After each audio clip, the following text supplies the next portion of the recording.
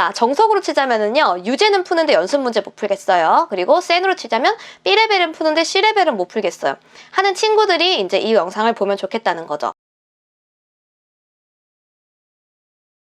자, 그 다음에 유형 세 번째는요, 선수 과목 부족이라고 해놨는데, 이거는 굉장히 많은 경우 발생할 수 있어요. 특히나 여러분들이 열심히 공부 안 했다가 뒤늦게 정신 차려가지고 공부를 하는 경우에 해당되죠. 근데 이런 경우에는요, 예를 들면 뭐 고2, 고3인데 수상화가 잘 안 되어 있어요. 고민이에요 하는 친구들 굉장히 많이 보거든요.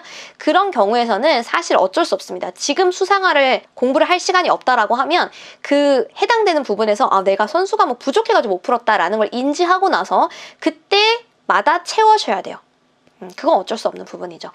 자, 일단 예시를 볼게요. 자, 이 그래프와 이 직선이 서로 다른 두 점이 만난다 이랬어요. 근데 내가 이 그래프는 그릴 수 있다고 한번 볼게요. 사실 이 그래프조차도 못 그릴 수도 있어요. 절대값이 있는 그래프를 못 그려서. 근데 이제 일단은 예시니까 요거는 그릴 수 있는데 라고 해놓고 요거는 이렇게 그릴 수 있는데 이 직선을 못 그렸어 라고 하는 경우를 이제 예시를 들어볼게요. 그러면 이 직선은요, 수상에서 많이 했어요. K라는 미지수가 포함되어 있을 때, 그렇지만 K가 있어도 무조건 지나는 점은 알아낼 수 있어 라는 것을 수상에서 공부했습니다. 어떻게 했냐면 이 직선은요, 3,4를 무조건 지나는 직선이에요. K를 묶어냈을 때요.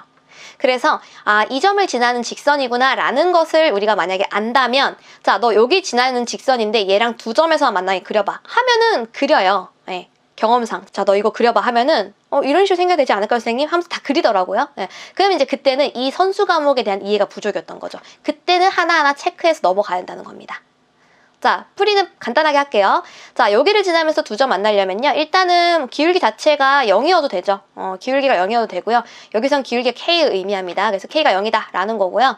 그 다음에 여기 접하면서 이렇게 지나갈 때 돼요. 이렇게 접하면 하나, 두 개의 교점이 생기잖아요. 그죠? 그럼 판별식을 쓰면 되겠죠? 그래서 판별식.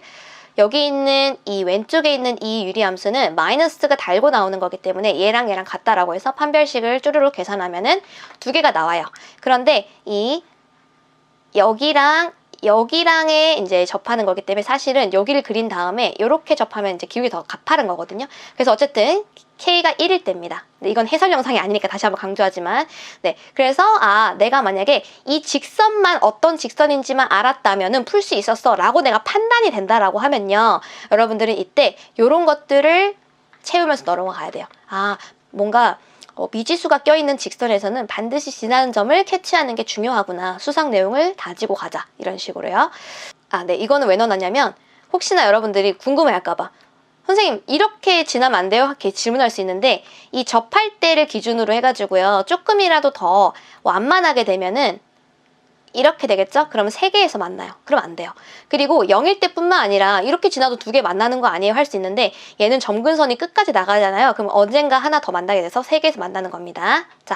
자, 우리 이제 네 번째로 갈게요. 사실은 저는 이 유형 4번이 가장 큰 문제라고 생각해요. 극복하기가 가장 큰 문제라고 생각합니다. 왜냐하면 자신감 부족으로 일단 문제 자체가 이렇게 어렵게 보여지면은 수능 기출이에요. 사실 이거 풀이하면서 내가 느꼈던 거는 되게 간단한 문제인데 왜 틀렸지? 이러면은 대부분 하는 말이 아, 너무 어려워 보여서 안 했어요. 이렇게 얘기를 하더라고요. 그래서 자신감 부족으로 시도를 안 해가지고 별표인 문제들이 상당히 많아요. 딱 봐도 어려워 보이는 애들. 근데 그게 가장 극복하기 어려워요. 다시 한번 얘기하지만. 그래서 여러분들이 좀 무대뽀 정신을 좀 들이대보는 연습을 좀 하는 게 중요하다고 생각을 합니다. 저 또한 어려워 보이는 것들은 일단 심리적인 장벽이 큰 상태에서 시작은 하지만 일단은 하는 데까지는 저는 들이대보는 거를 많이 했어요. 그렇기 때문에 어려운 문제들 여러분들 계속 포기하잖아요. 그러면은 그 포기가 끝까지 가요. 그래서 여러분들이 문제를 많이 풀고 스킬을 향상한다 하더라도 어려운 문제에 좀 부딪혀서 좀 시도하는 노력 자체가 어떻게 보면 가장 중요한 부분이 아닌가, 저는 이렇게 생각을 합니다. 자, 이 문제도 간단하게 해석하고 넘어갈 거예요. 이게 어렵게 느껴지긴 하지만요, 기울기, 두 점 사이 기울기를 뭐 구하는 거, 그 정도만 알면 되는 건데, 하나씩 볼게요. 자, 함수가 있어요. 이 그래프가 이렇게 그려져 있고, 이 B라는 거는 Y축과 만나는 점, A라는 건 X축과 만나는 점, 그래서 B를 이 점근선의 교점과 대칭시킨 점을 P라고 한대요. 그리고 Q는 P를 수선의 발을 내린 거라고 한대요. 그러면 좌표가 가장 중요합니다. 그죠? 그럼 B를 구할 수 있지 않냐고요. 얘는 0,니까 마이너스 K 플러스 3. 그 다음에 a라는 거는 y가 0 되는 거니까 이 y에다 0 집어넣어서 x를 계산하면 이렇게 나와요. 이건 계산이잖아. 이건 다 할 수 있다는 거예요. 개념 문제 풀 수 있을 정도면. 그 다음 p라는 것은 여기에 대칭을 시킨 건데 이 점을 대칭시킨 거니까 당연히 1,3이 중점이 돼야 돼가지고 p라는 것은 이렇게 또 나와요. 2,k 플러스 3. 됐죠? 그 다음 q라는 것은 수선에 발을 내린 거니까 2,0. 됐죠? 자, 그러면 이제 좌표 다 나왔단 말이야. 그러면 이 기억, 니은, 디귿은 거의 다 해결이 돼요. 자, 기억부터 볼게요. k가 1이다.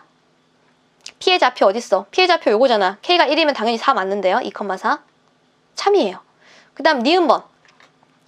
AB의 기울기와 AP의 기울기의 합은 0이다. 자, 두 점을 지나는 기울기 계산하면 끝나는 거 아니냐고. AP의 기울기 뭐예요? AP의 기울기는 요거 두 개, 이 점과 어딨나요? 요 점과 요 점을 두 점을 지나는 직선의 기울기 공식 넣으면 그냥 끝나요. 마이너스 3이에요. 그 다음 AP도 마찬가지로 A랑 P 두 개를 지나는 거, 두 점을 지나는 기울기 계산하면 3이에요. 두 개 더하면 0이다. 또 참이에요. 그 다음 디귿 봐봐. 디귿은 PBAQ의 넓이가 자연수다. 그럼 넓이를 구해야겠지. 그럼 이 좌표가 다 주어진 상황에서 넓이 구하는 거는 그냥 이렇게 전체의 사다리꼴 구해가지고 이 삼각형을 빼주거나 뭐 혹은 이렇게 뭐 BQ를 보조선 꺼가지고 삼각형 두 개 넓이를 하거나 하여튼 이 정도는 여러분들이 고1 수학만 했다면 할 수 있다는 거예요. 그래서 계산을 해보면은 이렇게 나와요. K에 대한 2차 함수로 나와요. 그런데 K가 0과 3 사이에 있다라고 줬으니까 자, 이거는 수상이죠? 2차 함수의 범위를 구하는 거. 값의 범위를 구하는 거. 이거는 이제 고1 내용이거든요. 그럼 이거를 이제 K축을 그려가지고 K에 대한 2차 함수 그리면 이 넓이가 4.5랑 6 사이에 있다라는 거는 고1 기준만, 고1에 대한 지식만 있으면 풀 수 있다고요. 그러면 요 사이에서 자연수 5밖에 없거든요. 아, 그럼 얘가 5라는 거네 해가지고 K를 구해요. 그럼 K가 3-루트 6이거든요. 그러면은 이 BP의 기울기는 0과 1 사이냐? 이 BP의 기울기도 두 점을 지나는 직선의 기울기 해보면 K예요, K. 그러면 3-루트 6이 0과 1 사이냐? 이 근사값이 2점 땡땡이니까 당연히 0과 1 사이죠. 네, 너무 쉽죠? 근데 여러분들이 이거 딱 봐도 어려워 보인다고 그냥 포기를 해버리는 거야. 네. 그래서 사실은 저는 유형 4번에 대한 거는 진짜 저는 말을 많이 하고 싶어. 해설을 했을 때 너가 특별히 모르는 게 있었니? 아니요? 라고 한다면 그러면 부족한 건 너의 자신감이야. 혹은 끈기야. 혹은 너의 의지야. 네. 들이대보는 정신이 가장 중요합니다, 여러분. 아시겠죠? 내가 남들이 느끼기에도 어려운 문제를 풀어내야 내가 원하는 높은 등급을 받는 거예요. 그래서 여러분들이 어려운 문제에서는 자꾸 막혀야 하면은 제가 오늘 말했던 1, 2, 3, 4번에 대해서 어떤 유형이었는지를 그 문제마다 여러분들이 좀 파악하기를 원해요. 그래서 내가 이 문제를 틀렸어. 그리고 해설을 보거나 해설 강좌를 듣거나 선생님한테 물어보거나 어떻게든 해결을 했죠. 그러면은 가만히 생각하는 시간을 한 10초 정도 가지세요. 내가 이 문제 왜 풀었지?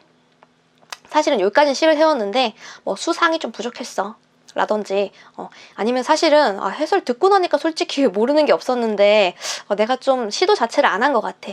4번째 해당되는 건지 네. 아니면은 뭐 2개가 콤비네이션 됐는지에 따라서 여러분들이 어려운 문제 하나하나 나에게 중요한 보석 같은 문제로 받아들이시고 내가 뭐만 했으면 풀 수 있었어 라는 식으로 긍정적으로 좀 하나하나 쌓아가기를 원해요.